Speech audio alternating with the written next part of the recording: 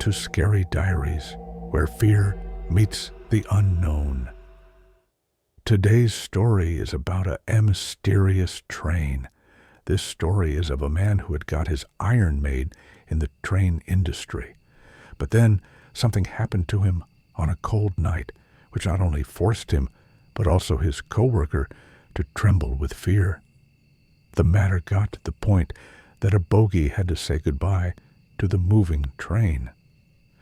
Despite knowing all this, there were more than 50 people in the bogie who were left at the mercy of the blind creature. The story did not end here either. Despite the crowd of people in front of the police at the nearby train station, the driver fell to the ground, that no one had the courage to save him. But that's not all. We are going to cover a lot more in this story. As always, all my series links are available in the description. On this channel, we discuss the most horrific stories of YouTube. So, after listening to the story, keep writing something in the comment box so that your name can pass through my eyes once. So, let's start today's story.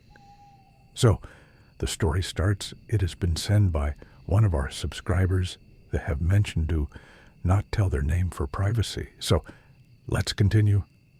I have always been a logical person. I have felt closer to reality. I have never believed in ghosts, or any blind creature. In my opinion, this is just the work of empty minds, which people are doing for time passing. This opinion of mine was to some extent correct, because I had spent many years of my life in such conditions, that in my entire career I loved to travel. I searched every corner of USA. From every to every plain area I had done my marking. Then, whether it was mountainous areas or remote deserts. But as they say, fate does not always support you. Something similar happened to me. Every time I would go in search of such things, that maybe I could deny myself by seeing such a thing. But I did not find anything like that, except that night. Yes, that night, I was in contact with them. David was right. We should be careful. In the voice of creation, what is said is not 100% false. Sometimes you come in contact with such things, that all 4 layers of a person become bright. For me too, those moments were like that. It was a cold day of December 2009, and winter was on its peak. There was no one outside the house, except for those who had to leave for important work. I was also among those helpless people. My train was ready. The conductor was closing the doors of his passengers, and the passengers had already taken their seats. I remember, before leaving, when I was honking the train horn for the last time, the rest of the passengers were running and boarding the train, not knowing that this decision was going to be so scary for them. What a terrible situation was coming for them. They were just moving forward in search of comfort. In the next few minutes, we had left that station. I had a fast train in my hand, and I had to reach on time at any cost. David, my TT or conductor, he knew all the work of the world, so he was very close to my heart. He considered work as an enemy. That's why I used to try to get his duty done with me. Even today, we were leaving for Nevada, together as usual. Along with a few foreigners, our train was full of passengers. What do you think? Will we reach on time? David asked a question sitting next to me. If the weather is fine and there is no issue, then I will drop you at California Station the next morning. That's fine. But I think there will be a storm as soon as we enter California. Look at the weather here. And on the other station, the radio was also saying that the next few days are going to be very cold. David was looking ahead and saying, whatever happened in fate, our job is to try. I spoke while paying attention ahead, As soon as David heard this, he went to check the tickets. That day, we were going to state of California, which was Nevada, fighting the storm with 22 passengers. In such a weather, every station seemed to be staring at us.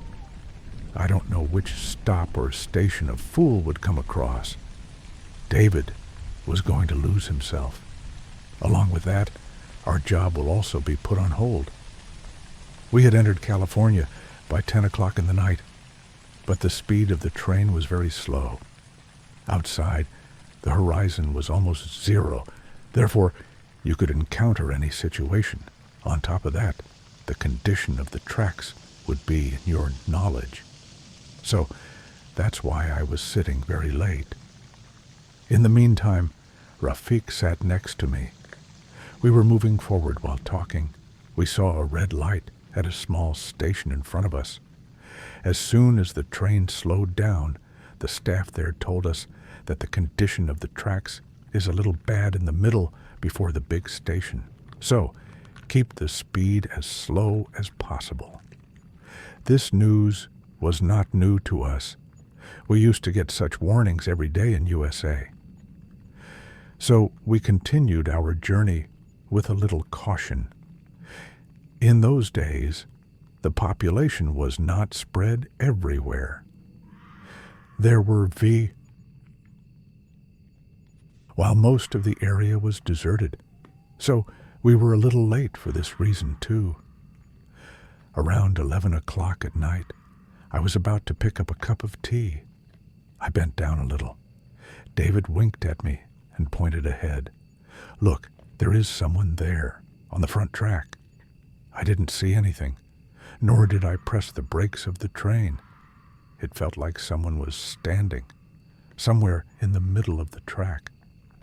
I don't know what he had lit up, but I could see that he was white from a distance. David, what is this? I said in a little nervous voice. He looks like a human being. But how is he so white? He looks like a girl. But here, at this time, David was also looking at him in amazement like me. What to do? Stop or let him go? I quickly asked while looking at him. Something will be taken. Hit the brakes. Let's see what the matter is, David said while stopping me. In the meantime, our train stopped. But the girl was still standing in the middle of the track as if frozen. She looked like a local from the clothes around her. But at this time of the night, in this weather, David was also thinking the same thing. This time, he blabbered, "Yes, I don't feel right either, but maybe there is an issue. If someone goes crazy while driving like this, then we will be blamed." I told him, maybe he needs some help. "David, you do this. Go down and see who it is. If someone is crazy, then remove it from the track. Let us pass. Then he will know the rest and see for himself." As soon as I heard this, I started feeling nervous on the face of David. He was a little hesitant to get down, but now there was no other option, because she was standing in the middle of the track. Dude, I feel very strange. That girl was not moving at all. Maybe there is something else. David was speaking in fear. "What do you mean by something else?" I asked. "Maybe it's a ghost." He looked at me and said, "Dude, I'm here. If anything happens to you, I'll come. You just look once and come." There were more foreigners in the train behind with us. "Don't bother." I was trying to cheer him up, but the reality was that his presence was not human at all. Inside, I also started feeling a little scared. Such incidents used to happen on the tracks, but at this time of the night, we were seeing this for the first time. That's why we started feeling a little scared. Anyway, this is what I heard. David showed a little courage and turned his feet down. As he was slowly moving towards him, the girl was also slowly turning towards him. Now, this whole thing was happening a few feet away from me. I was just looking at them, and evaluating the situation. Until then, we thought it was either a crazy girl or a strange move. We were instructed from the main station not to stop at any cost. But since this beach was on the track, we had to stop the train. As soon as David arrived, they started talking. I opened the window of the cabin and started evaluating the situation. I did not want to put David's life in danger at any cost. They kept talking for about 2 minutes, and then the girl slowly moved away from the track and started going into the trees. I had just thought of moving the train a little further. I saw David going towards that girl in the trees. Why is he going after her? I pulled my head out and called out to him. But instead of stopping, David started following the girl. I got off the train and ran towards him. David said I was left behind, but he was moving forward. As if my voice was not reaching his ears, I also went behind. But as soon as I held David's hand, he started letting go of my hand. The girl was slowly moving forward, and David was with him. I suddenly slapped David. He started to gain consciousness. "David, stop! What are you doing?" I shouted loudly. But David was not getting any effect, as if he did not want to go behind her. But the girl was pulling him towards her. My heart started beating fast. I understood that this is something else. Despite the force of David, I started pulling him back. With the voice of David, the girl stopped for a moment and started looking at me. There was no mark on her face, except for the black of darkness. She was not a girl. In fact, her face was not visible, as if it was just a white dress, and whatever was inside, we could not see, at least. Or maybe I was the only one who could not see. Whatever it was, I was not going to let David take her away. "David, come to your senses. We have to go back." As soon as I said this, the girl started turning towards us. The girl, who seemed to be an ordinary girl, started taking a very scary look at us. But in the meantime, I took David back to the train. "Brother, she was calling me. Let me go, please." David was speaking as if the creature had suddenly overpowered him. "Don't say a word. We have to get out of here soon." Saying this, I pushed David into the cabin. I closed the window and climbed from the other side. During all this, the passengers sitting behind were unaware of all this. They were probably thinking that our train has stopped here to give way to another train. On top of that, most of the passengers were asleep at this time of the night. As soon as we left, David began to regain consciousness. His body was sweating. For a few moments, he could not believe what was happening. And how did he escape? But then, as the train began to pick up speed, he also began to recover. In a little while, he turned around and stood up. Now, we were about to breathe a sigh of relief when David suddenly screamed. He came to our train. "I have seen him. Brother, I have seen him getting off." He was speaking in a strange way. "Where? On which bogie?" "The one in the back where he is married." He spoke in trouble. My eyes were torn. There were about 50 people in that bogie. It was not less dangerous for him to get in there. I looked at David. He had not been able to get out of that state completely, but I had no choice now. So, as soon as I saw him, he understood what I was trying to tell him. In a fraction of a second, he ran towards the bogies. As soon as he left, I was tense. While stopping the train, we had not even thought that we were going to take such a big risk. She was not a girl, but some other creature. The one who first stopped the train, then took David under his control. and then put him in the train. My mind was starting to explode. As I was thinking about that bogey, the tension was spreading in my body. It must have been 2 minutes that David came back shivering. "Brother, I locked that bogey, but from the sounds coming from inside, I don't think anything is right there. What will we do now?" I'm getting tense. What to do? Should we set an alarm on the train so that everyone wakes up? At least everyone will be in their senses. He kept saying, "No, don't set an alarm in any way. Otherwise, it will become a big issue."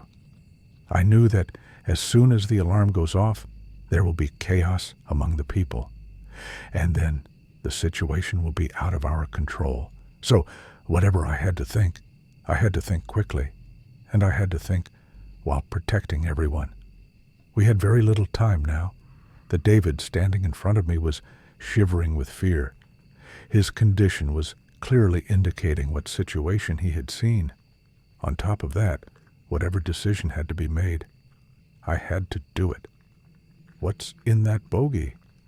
Has it caused harm to people? I asked with concern. I don't know. All I know is that as soon as I reached there were strange screams coming from that bogey, and someone was trying to open the door. As soon as I reached, instead of opening the door, I locked it from the outside. I don't know how the situation inside will be, but I couldn't put the whole train in danger at any cost. Foreigners in the train had become a headache for us. If they had even a slight glimpse of this whole situation, there would have been chaos in the whole country. That's why our tension had increased so much. We knew that, in any case, we would definitely lose our job. On top of that, we would also go to jail. You do one thing, go to the door. If you see anything here and there, let that bogey go. We'll see the rest later. I hadn't been able to complete my point yet, that David left for his return. We had understood this situation well. That's why it was understandable to be in such a hurry. It must have been just 5 minutes that I felt a shock. My heart trembled. I realized that David had separated that bogey from the train. I had no choice but to save that bogey. I was watching him in the side mirror. All those moments started spinning in my mind when those wedding guests were happily boarding the train. I remembered all their preparations and dance songs. My heart sank. I was still thinking that David slowly opened the door. We looked into each other's eyes and understood what to do now. I am very worried about those wedding guests. He was one bogey, while the other bogey of the same wedding guests is still attached. If they find out, they will bury us alive. He was 100% right. I didn't pay attention to this, but one thing came to my mind. A big station was about to come, a few kilometers ahead. I knew that if I reached there, I could send someone to help that bogey. I accelerated the train at that moment. I couldn't see anything ahead. "Slow down a bit. You will get us all killed." David was whispering to me. "I have to save them at any cost. There is a big station a few kilometers ahead. We have to reach there as soon as possible." As soon as he heard me, David quietly looked ahead. We were stopping at the station in the next few minutes. The train had not yet stopped properly, that David was getting off quickly and running towards the main office. There was no hope that the staff would be present on duty at this time of the night, but we had to try our best. As soon as the train stopped, I also ran towards it. Fortunately, the staff there was awake. They informed the police while helping us. I waited for the police and came out of the office. The station lights were dimming where I was standing. That's why it was dark around me. I kept looking at the same place to see when the police would come. Meanwhile, I heard a voice behind me, as if someone was there right behind me in the dark. I quickly turned back, but the scene ahead was not expected for me at all. The same creature was standing there in the dark. As soon as I started turning back to run, my feet froze, as if I did not have the courage to save my life and run again. I wanted to call someone for help, but the voice coming out of my throat, as if it was not even reaching my ears, that creature came close to me. As soon as it came close to my ears, it screamed. What do you think? Will you escape from my hands? Will you escape from me? Can you be faster than me? Its voice was very soft and strange. All I could understand was that its intentions were not right. But what could I do in such a situation? My body had stopped working. It muttered. I had to hear that my last hope was also gone. As soon as I heard death, the ground came out of my feet. What was killing me? I was overwhelmed with fear. I remember that before I became unconscious, I felt my body was a little heavy. And at the same time, the scenes in front of me started spinning. I was slowly falling on the ground. But just before I reached the ground, I heard a voice.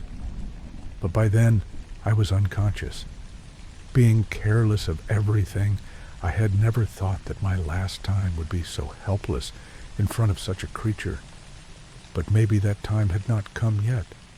Yes, my last time. Surprisingly, my eyes opened. I felt like a few minutes had passed, but in fact, it was a few hours. I was not at the station, but I was lying on the hospital bed. It was 2:00 in the afternoon. David was wandering outside my room. As soon as I opened my eyes, he came towards me. Other people were also with him, so I could not ask anything immediately. But David understood what I wanted to ask. He got a little closer to me. As soon as he came close to my ears, he said, "Don't worry, everything is fine." Yes, everything. Nothing happened that we were afraid of. Just stay quiet. I did not understand anything, except that neither was I handcuffed, nor was David behind the bars. So that means maybe those people were right. In the meantime, those staff went outside. So David came to me immediately. "Brother, those people are all right, except for a few who have minor injuries due to running. That witch was in a human form there, so no one doubted her. Otherwise, it would have been a big loss." I talked to the main station. They thought it was a technical issue for the staff to separate. So there is no need to worry about us now. No problem. As soon as I heard all this, I couldn't breathe. All my tension was suddenly over. We hugged each other very happily. We knew how we had survived in such a bad situation. That night, if David had not hit that witch with that heavy thing, maybe it was not possible for me to survive. She would have eaten me raw there, but I had to survive, so David came at the right time and saved me. I didn't believe these things at all. Now that someone behaved like me in front of me, I would immediately stop him and say, "The day everything will be equal, you will know for yourself how much these things are based on reality and lies. These creatures are real. It's a different thing that when does a person meet them?" After that night, I never met them again. Yes, but now there is an increase of another person among those who believe in them. I have also started believing in all these things now, but not like that, because I know that this happens to a person from time to time in years. It is still heard about that witch that she has been seen in those areas every day by a few villagers, but now she is far away from humans. Maybe that heavy blow of David had changed her thoughts about humans a bit. But who was she? And what did she want? The answer to this question is probably still not available to anyone. If you like this story, and you have heard the story to this extent, it means that you like my stories. If this is the case, then do press the subscribe button. Good night.